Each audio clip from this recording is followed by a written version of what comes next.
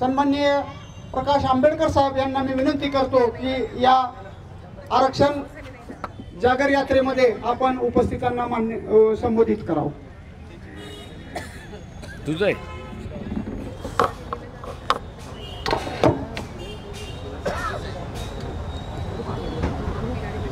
सर्व ओबीसी संघटनाने स्वागत केलं त्याबद्दल मी त्यांचा मनपूर्वक आभार मानतो. त्याच्याचबरोबर इतर जणांनी जे स्वागत केलं त्यांचेही आभार मानतो. मंचकावरती उपस्थित सर्व बंधूंनो आणि समोर उपस्थित असणारे बंधुवान भगिनी, आरक्षण यात्रा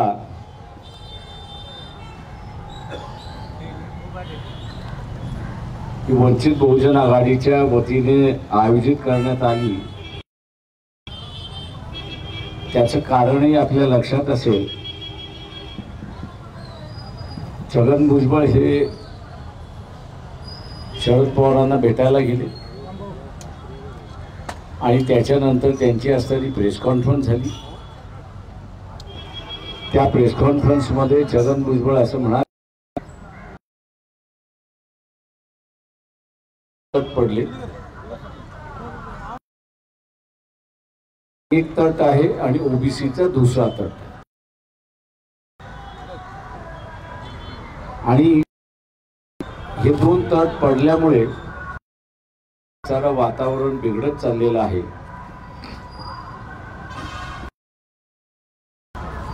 ही परिस्थिती आज गावागावामध्ये आहे. ते पक्षाचे कार्यकर्ते राजकीय मतभेद राहिलेले आहेत. ती काही नवीन नाही, पण त्यांनी छगन भुजबळ यांनी जाता जाता हे राजकीय मतभेद सामाजिक मतभेद व्हायला लागलेत अशी परिस्थिती आहे. आणि एकमेकांच्या दुकानामध्ये जायचं नाही, एकमेकांना भेटायचं नाही, असं कुठंतरी सुरुवात झाली. मी असाला मानतोय आणि आरक्षणाच्या प्रश्नावरती आपण असताना लोकांशी गावोगावी बोललं पाहिजे, शहरामध्ये बोललं पाहिजे. आणि मी एक उदाहरण नेहमी देत असतो, ते इमर्जन्सीचं उदाहरण देत असतो. इमर्जन्सी 77 साली उठली, पण त्याच्या अगोदर इलेक्शन, त्याच्यानंतर इलेक्शन झालं. त्या इलेक्शनमध्ये दोन तट पडले. एक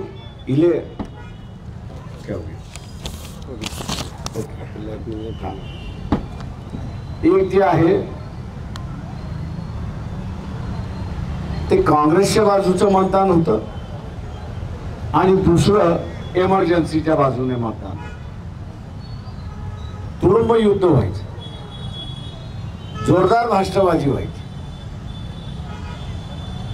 पण इलेक्शन झालं, निकाल लागला आणि जे दोघंही एकमेकाला जे शिव्या देत होते नंतर गळ्यात गळ्या घालून असताना फिरायला लागले. माझा सांगण्याचा मुद्दा हा की राजकीय भांडण हे राजकीय भांडण राहिलं. त्याच्यापैकी ज्यांनी एकमेकाच्या गळ्यामध्ये हात घातला त्यांनी स्वतःचं मत नाही बदललं. इलेक्शनमध्ये त्यांनी तेच केलं की जे त्याचं मत होतं. जो काँग्रेसवाला होता तो म्हणतो आम्ही काँग्रेसवाल्याला मतदान करेल. जो इमर्जन्सी वाईट आहे म्हणून असं म्हणत होता त्यांनी काँग्रेसच्या विरोधात मतदान केलं आणि जनता दलाचं सरकार, जनता पार्टीचं सरकार त्यांनी अस्तित्वात आलं. मी आताही म्हणतोय की हे जे दोन तट पडलेले आहेत ते जरांगे पाटील यांच्या आंदोलनामुळे पडले. जरांगे पाटील यांच्या आंदोलनाची मागणी काही आहे तर मराठा समाजाला ओबीसीच्या कोट्यातून आरक्षण मिळालं. मराठा समाजाला ओबीसीच्या कोट्यातून आरक्षण मिळाले पाहिजे ही त्यांची मागणी. मराठा समाज म्हणतोय की जरांगे पाटील जे मागणी मागतात आहे ती बरोबर आहे, आणि ओबीसी असं म्हणतोय की ही मागणी चूक आहे, आम्ही कोणाला घेणार नाही, आम्ही कोणाला घेणार नाही, हे राजकीय मत झालं. तेव्हा या राजकीय मताच्या निमित्ताने ओबीसीने आम्ही पाटलाला मतदान, मराठा समाजाला उमेदवार देणार नाही आणि मराठा समाज म्हणतो आम्ही ओबीसीला मतदान देणार नाही. चांगली गोष्ट आहे, मतापुरतं हे भांडण असताना समजू शकतो आणि ते त्यांनी करावं.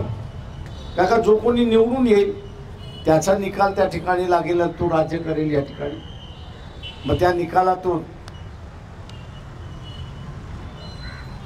कोणाचा विजय होतो, कोणाचा पराजय होतो, तो ते निकाल त्या ठिकाणी हे कर.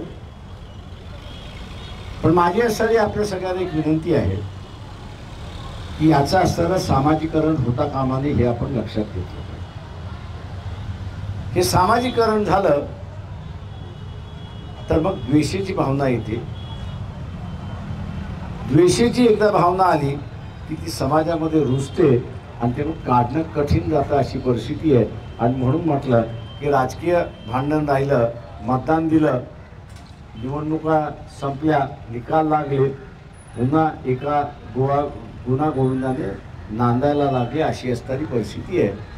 मी आपल्यालाही म्हणेन की आपल्या असणाऱ्या गावाचं असणारं शांतता बिघडणार नाही, अशी असणारी परिस्थिती आहे. मित्रो, आम्ही सुद्धा पक्षाच्या वतीने भूमिका घेतली.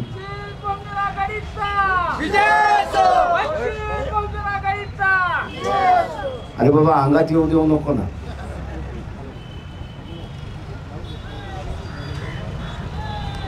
वंचित बहुजन आघाडीने सुद्धा भूमिका घेतली. भूमिका काय घेतली की ओबीसीचं ताट वेगळं असलं पाहिजे आणि गरीब मराठ्याचं ताट वेगळं असलं पाहिजे. आता हे गरीब मराठ्याचं ताट कसं निर्माण करायचं, तो कायदेशीर बाब आहे, तो बसून त्याला असताना आपल्याला ठरवता येईल. पण एकमेकांचं जे हिसकवण्याचं चाललेलं आहे ते माझ्या अंदाजानं चुकीचं असं मी त्या ठिकाणी मानतो आणि त्याला आमचा काही पाठिंबा नाही, अशी परिस्थिती आहे. पण दुर्दैवाने आम्ही भूमिका घेतली, काही गोष्टी त्याच्यातल्या स्पष्ट झाल्या लोकांना. पण राष्ट्रवादी शरद पवार आहेत, भारतीय जनता पक्षाचे देवेंद्र फडणवीस आहेत, नरेंद्र मोदी आहेत, अमित शहा आहेत, उद्धव ठाकरे सेनेचे असणारे उद्धव ठाकरे आहेत. ही कुठलीच भूमिका घेत नाही, हे कुठलीच भूमिका घेत नाही, तर उलट हे भांडण कसं लागेल असंच चालतं. आता परवा दिवसाचं शरद पवारचं स्टेटमेंट होतं, नामांतराचं स्टेटमेंट होतं. नामांतर होऊन कित्येक वर्ष झाली, आता त्याला खंता बाळगून काय फायदा आहे. परंतु आग लागलेली जी आहे त्या आगीमध्ये विझवण्यासाठी आपण माती टाकतो, पाणी टाकतो. पण आगीमध्ये तेल टाकण्याचं काम, घासलेट टाकण्याचं काम, पेट्रोल टाकण्याचं काम आणि डिझेल टाकण्याचं काम हे काही राजकीय पक्ष करतात आहेत, हे आपण असं लक्षात घ्या. हे काही राजकीय पक्ष करतात. त्यांना असं वाटतं की दंगा झाली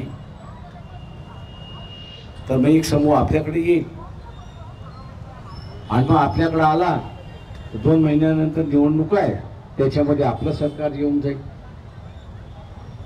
मी आपल्या सगळ्यांना असणारे या ठिकाणी आवाहन करतोय की यांच्या राजकीय खेळामध्ये आपण असताना अडकू नका. यांच्या राजकीय खेळामध्ये आपण असताना अडकलात तर यांची पोरं रस्त्यावरती उतरत नाहीत किंवा त्यांच्यावरती केसेस होत नाहीत. सामान्य कार्यकर्ता जो उतरतो त्या सामान्य कार्यकर्त्यावरती केसेस होतात आणि त्यांचे संसार उद्ध्वस्त होतात, अशी असणारी परिस्थिती आहे. आणि म्हणून मी आव्हान आपल्या सगळ्यांना या ठिकाणी करतोय की जे भूमिका घेत नाही, जे राजकीय पक्ष भूमिका घेत नाहीत की जरांगे पाटील यांची मागणी बरोबर आहे की बरोबर नाही, अशी जे भूमिका घेत नाहीत त्यांच्यापासून आपण सावध राहिलं पाहिजे. तो नेता किती मोठा असेल पण त्याचा हेतू आपण असताना लक्षात घेतला पाहिजे. त्याचा हेतू हा दंगल घडवण्याचा ते हेतू नाही आणि म्हणून त्यांच्यापासून सावध राहणं हे असताना महत्वाचं आहे. महाराष्ट्रातली शांतता राहिली पाहिजे. हा असणारा यात्रेचा आमचा असणारा एक हेतू आहे आणि त्याच्याच बरोबर आरक्षणाची भूमिका ही समजावून सांगणं सुद्धा त्याच्यातलं महत्वाचं आहे. उद्याच्या असणाऱ्या ह्या निवडणुकीमध्ये ओबीसीचं आरक्षण धोक्यात आले का, तर मी निश्चितपणे म्हणेन ते धोक्यात आलेलं आहे. ते धोक्यात आलेलं आहे. ते वाचवायचं असेल तर ओबीसीला त्या ठिकाणी वाचवावं लागेल आणि ओबीसीला वाचवायचं असेल तर त्यांनी राजकीय भूमिका या ठिकाणी स्वीकारली पाहिजे. आज ओबीसी समाज आपण असताना पाहिला तर मोठ्या प्रमाणात असताना बीजेपीकडे आहे आणि दुसऱ्या बाजूला उद्धव ठाकरेकडे आहे. म्हणजे मतावरती निवडून येतात पण जरांगे पाटील यांची मागणी योग्य की अयोग्य याच्यावरती मौन बाळगतात. याच्यावरती मौन का बाळगतात आहेत तर दोघं ओबीसी नाहीत. त्यांना काही झळ पोचत नाही. त्यांना माहिती आहे उद्याचं असणारं आरक्षण गेलं तर आपल्याच समाजाच्या पदरामध्ये त्या ठिकाणी येणार आहे. मग कायस्थांच्या येईल किंवा ब्राह्मणाच्या येईल आणि म्हणून हे सगळेजण गप्प बसलेत अशी असणारी परिस्थिती आहे. ओबीसी मध्ये दुसरा एक दुष्गुण आहे. ओबीसी मध्ये दुसरा असणारा एक दुष्गुण आहे तो म्हणजे त्याला असं वाटतं की मी माझ्या समाजाचे मेळावे लाखाचे केले की मी एक ताकद दाखवली. मान्य त्यांनी ताकद दाखवली. अशीच एक ताकद धनगर समाजाने अटल बिहारी वाजपेयींच्या समोर दाखवली. अशीच एक ताकद धनगर समाजाने अटल बिहारी वाजपेयींच्या समोर त्या ठिकाणी पंढरपूरला दाखवली होती. 5 लाखाच्या वरती असणारा धनगर समाज त्या ठिकाणी उपस्थित होता. निवडणुका आल्या. एवढी मोठी ताकद दाखवूनही एकही धनगर समाजाच्या उमेदवाराला एकही धनगर समाजातल्या माणसाला उमेदवारी मिळाली नाही अशी असणारी परिस्थिती आहे. एकही धनगर समाजाच्या उमेदवाराला म्हणजे समाजातल्या माणसाला उमेदवारी मिळाली नाही. का मिळाली नाही? धनगर समाज म्हणतो आम्ही 5 लाखांनी एकत्र झालो. मान्य येतोय 5 लाखांनी एकत्र झालो पण प्रत्येक मतदारसंघामध्ये किती आहेत? त्या प्रत्येक मतदारसंघामध्ये स्वतःच्या ताकदीवरती जिंकून येऊ शकत नाही ही असणारी परिस्थिती आहे आणि म्हणून वापरण्याची सवय या ठिकाणी झालेली आहे.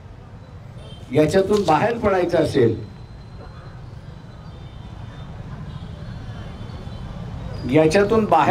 असेल तर इथल्या ओबीसीने एक लक्षात घेतलं पाहिजे की ते समाजाच्या नावाने उभे राहतात तेव्हा ते समाजाची ताकद दाखवतात.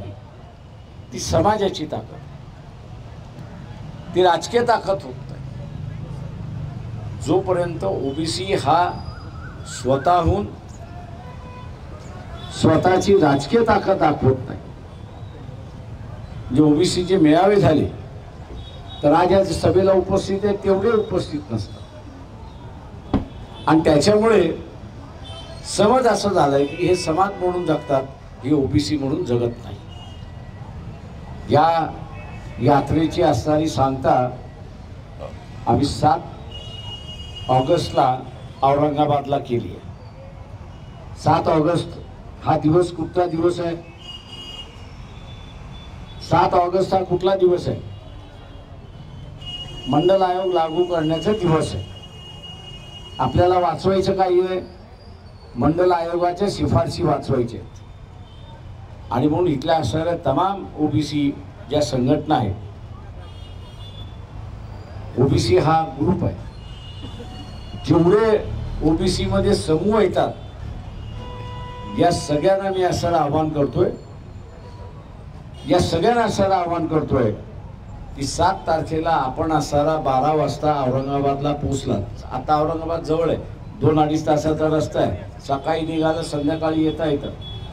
पण आज जे वातावरण बिघडवण्याचं कामकाज जे चाललेलं आहे, दंगलखोर परिस्थिती जे निर्माण करण्याची चाललेली आहे, तिला आपल्याला असं थांबवायचं आहे आणि गावामध्ये शांतता निर्माण करायची आहे.